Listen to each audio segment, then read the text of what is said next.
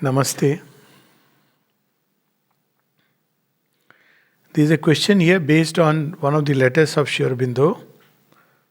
And if you don't know it is Sri Aurobindo's letter, one may just wonder. But Sri Aurobindo's letter is, I quote, "It is not you, but I who look on the ashram as a failure in regard to food."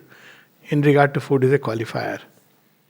I was speaking not of you in person, but of the general spirit of the sadhaks with regard to food, which is as unYogic as possible. In regard not only to food but to personal comforts, it differs in no way from that of ordinary men. It is an attitude of demand, claim, and desire, and of anger, vexation, grudging, complaint if they do not get their desire. They justify their position by saying that this is not an ascetic yoga, but neither is it a yoga of the satisfaction of desire. This is Sri Aurobindo. So, first thing which is very obvious before we take the question is that always in the ashram there have been sadhaks of all kinds, and yet they have been accepted for a purpose. And Sri Aurobindo spoke of it very interestingly in one of the letters. He said, it is necessary and even inevitable that in a laboratory of spiritual evolution, as somebody has put it, the problems of humanity must be variously represented.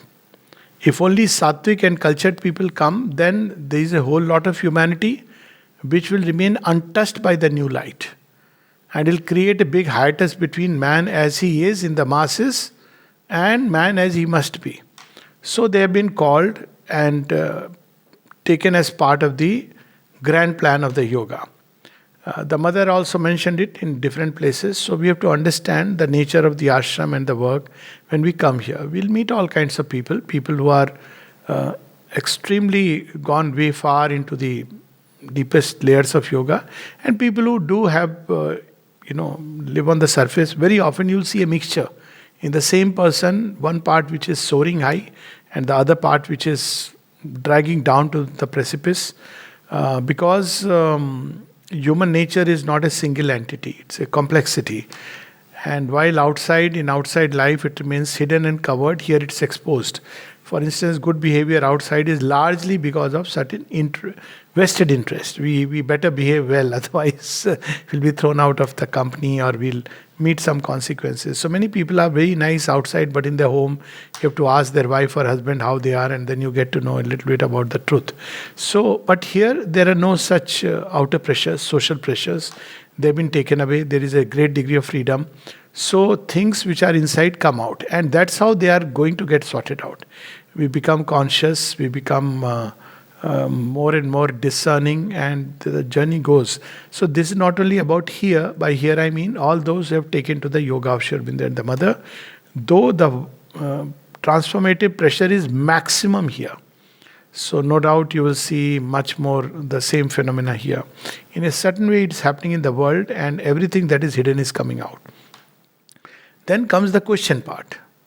I love tea, and when having it, I am reminded of that letter and often feel I am one of those sadhaks. Not at all. This is very clear. He is speaking about demands. And I'll just read the words again. An attitude. He is speaking about the attitude. An attitude of demand, claim, and desire. And of anger, vexation, grudging, complaint, if they do not get their desire. So the difference here is that, well, people have tea. It's a habit. It's good to get rid of it, if one can. But that is not the idea. Here the focus is on the attitude. The attitude is that I demand it, I claim it. And if we don't get it, we get angry, we get frustrated, we get annoyed, we get irritated, we shout, all kinds of things people do. Because, Sri Aurobindo's one poem where he speaks about, he said, I am egoless, free, then swore because his dinner was not ready. I asked him, are you so very sure? He said, yes, it's not me, but the God of my belly that is hungry. So we give all kinds of justification. Here Sri Aurobindo is speaking about the attitude. So demand, claim, grudging, complaint, anger, it is this we must work upon. Have the tea. There is no problem if you have the tea and Don't start fighting with the habit of tea. But if one has to fight, one has to fight with the attitude. Because if the attitude doesn't change, it will take many forms. That's what he's saying. It's not only with regard to food.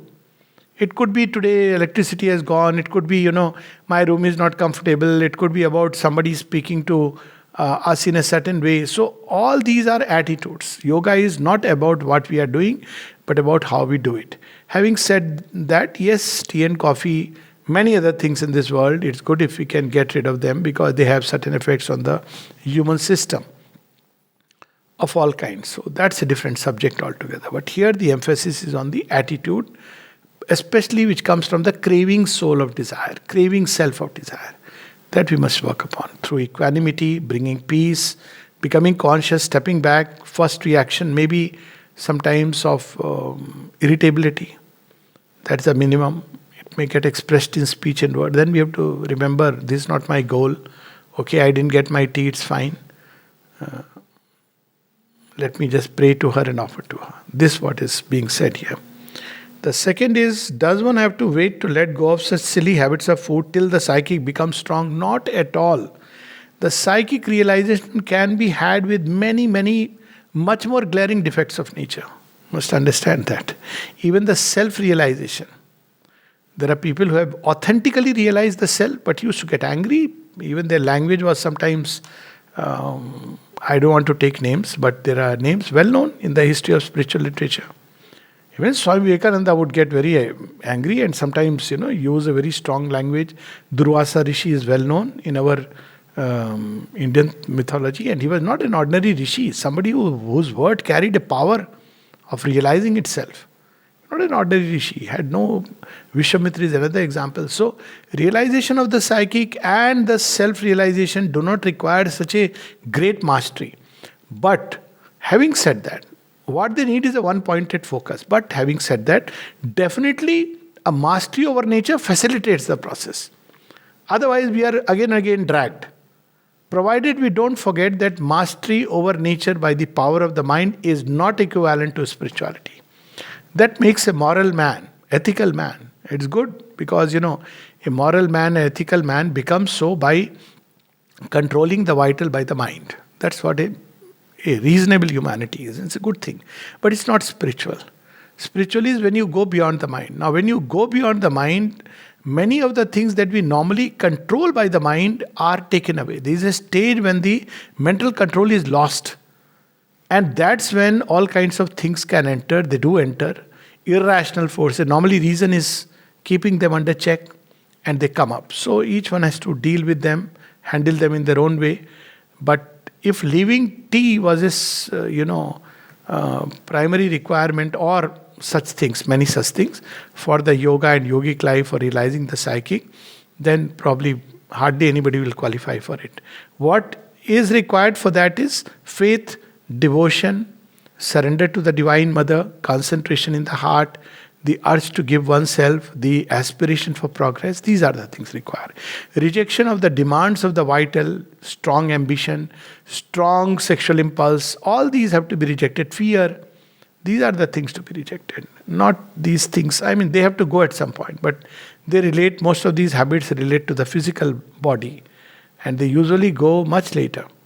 Not even with psychic transformation. Often when the yogic force begins to work upon the body, that they go. It's not easy. There are instances of all kinds, which obviously I don't want to take up. It's a long story. But for psychic transformation, we don't need this. We need one-pointed attention, focus. So we have to understand there are two sides of the effort. One is positive, the other is negative. By positive it means all that will lead us towards the goal. By negative means all that we must leave behind, which is coming in the way of the goal. So both Mother and Sri Aurobindo have very clearly said that the bulk of the effort, 75%, should be in the positive direction. That means concentration, aspiration, devotion, faith, surrender. But 25% also on removing certain things by the pressure of will and effort which are coming in the way. Usually certain very strong elements which come in the way. One should not start fighting, open too many battle fronts and start fighting with each and everything inside. That is the sane course. And most important is to establish peace and equanimity as a fundamental requirement. Very often, to get disturbed by one's own defects is itself a lack of equanimity and peace. This doesn't mean that one has to say, okay, fine, I am in peace, doesn't matter whatever defect I have. What it means is that, well, they are there. One has to patiently keep applying the aspiration for yoga, growth of sincerity without getting disturbed, without feeling guilty about having an extra rasgulla, so to say.